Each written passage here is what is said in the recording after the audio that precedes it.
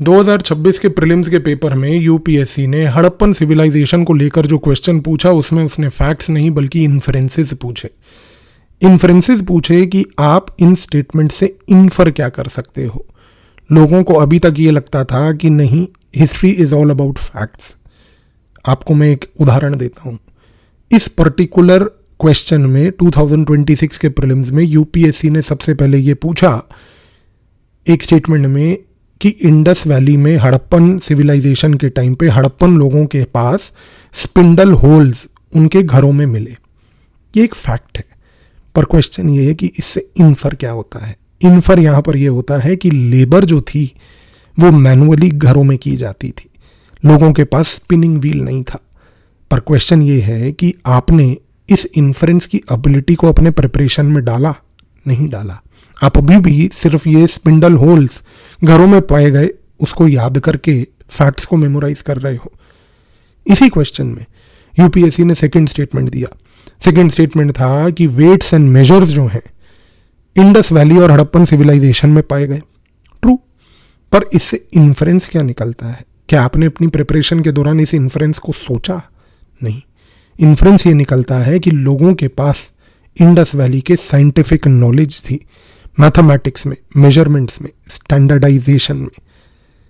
लेकिन ये जो नॉलेज थी, ये जो हमने पॉइंट इन्फर किया, क्या आपने अभी भी अपने प्रिपरेशन में इस इन्फ्रेंस के स्किल को अप्लाई किया?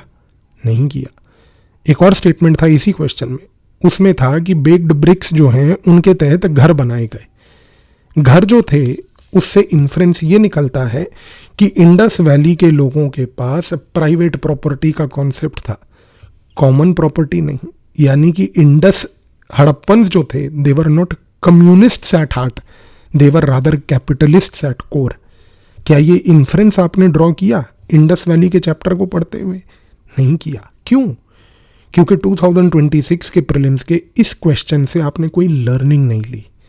और सबसे बड़ी बात यह है कि जब तक आप ये इन्फ्रेंस मेकिंग स्किल समझोगे नहीं और इसको हर सब्जेक्ट में अपनाओगे नहीं, आपकी प्रिपरेशन इनकम्प्लीट रहेगी। इसी रीज़न से 15 अगस्त को एक वर्कशॉप में मैं आपको इन्फ्रेंसेस कैसे ड्रॉ करने हैं, उसकी क्या टेक्निक होती है, कैसे अप्लाई करने अलग अलग सब्जेक्ट्स में, वो बताऊंगा। और एक बार जब आप ये इन्फ्रेंस मेकिंग की एबिलिटी सीख जाओगे, आपको उसी दिन वर्कशॉप में प्रैक्टिस करवाऊंगा, तब आप यूनिवर्सली इसको अक्रॉस ऑल सब्जेक्ट्स अप्लाई कर पाओगे। और जब अप्लाई करोगे तो 2027 के प्रीलिम्स में ये क्वेश्चंस आपको डिफिकल्ट नहीं लगेंगे। 27 की प्रिपरेशन में अगर इन्फ्रेंस का ये स्किल नहीं ड्रॉ किया तो प्रॉब्लम होगी।